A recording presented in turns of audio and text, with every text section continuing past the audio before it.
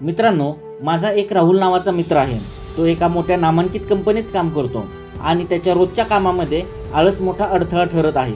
त्यामुळे त्याचे प्रोजेक्ट्स वेळेवर पूर्ण होत नव्हते आणि त्याला त्याचे टेन्शन येत होते। एके दिवशी त्याने YouTube वरती एक व्हिडिओमध्ये कायझन पद्धतीविषयी पाहिले आणि ती पद्धत, ते टेक्निक आपण आपला आळस घालवण्यासाठी वापरण्याचे ठरवले। सर्वप्रथम राहुलने आपल्या आळशीपणाची सवय ओळखली। तो ऑफिसमध्ये पोहोचल्यावर तासभर सोशल मीडियावर वेळ घालवत होता। हे त्याच्या आळशीपणाचे स्पष्ट लक्षण होते। त्याने मोठ्या ध्येयांऐवजी लहान लहान ध्येय निश्चित केली।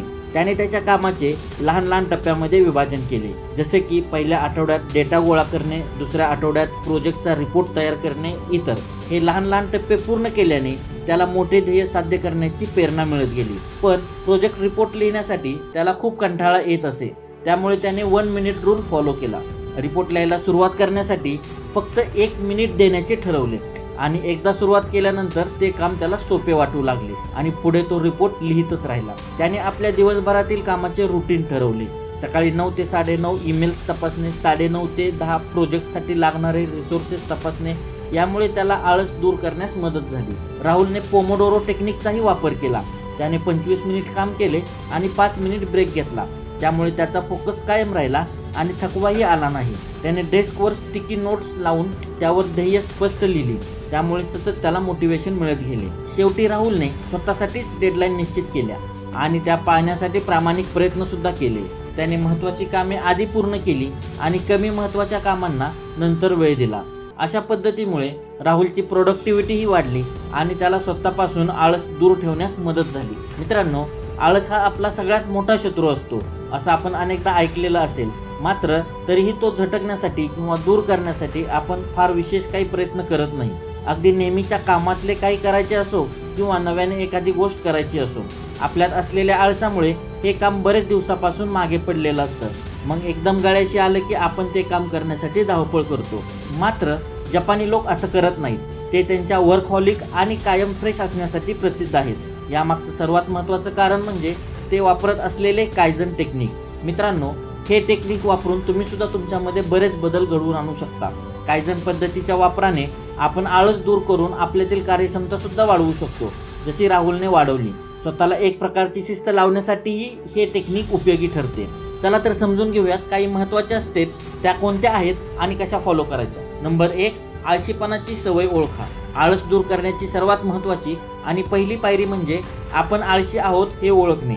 हा आळस आपल्या वागण्यात, विचारात आणि संपूर्ण रुटीनमध्ये असल्याने आपल्याला कोणत्या गोष्टीचा आळस आहे हे ओळखणे गरजेचे आहे। नंबर 2, लहान लहान ध्येय निश्चित करा। आळस दूर करायचा म्हणजे एकदम मोठे ध्येय घेऊन काम करायचे असे नाही, तर कायझन टेक्निकनुसार लहान लहान ध्येय समोर ठेवून त्याचे महत्त्व समजून घ्या। ध्येय मोठे असले तरी त्यासाठी कराव्या लागणाऱ्या लहान लहान गोष्टी लक्षात घेऊन त्या साध्य करण्याचा प्रयत्न करा। Number 3, 1 minute rule. हे एक अतिशय शक्तिशाली टेक्निक असून तुम्ही जी गोष्ट करणे टाळत होता ती गोष्ट अगदी 1 मिनिटासाठीच करा। आपण आपल्याला न आवडणाऱ्या गोष्टीची सुरुवात करत नाही, हाच त्यातला अवघड भाग असतो। पण एकदा सुरुवात केली की ती गोष्ट आपल्याला सोपी वाटते आणि नंतर आपण ती गोष्ट पूर्णही करतो। नंबर 4, रुटीन ठरवा। कोणतीही गोष्ट करण्यासाठी एक नेमके रुटीन असणे गरजेचे आहे आणि त्यानुसारच काम करणे महत्त्वाचे आहे। त्यामुळे तुमचा आळस दूर होण्यास निश्चित मदत होईल। दिवसभरातील व्यायाम, खाणे, काम अशा प्रत्येक गोष्टीसाठी रुटीन सेट करा आणि त्यानुसारच काम करा। Number 5, Pomodoro technique.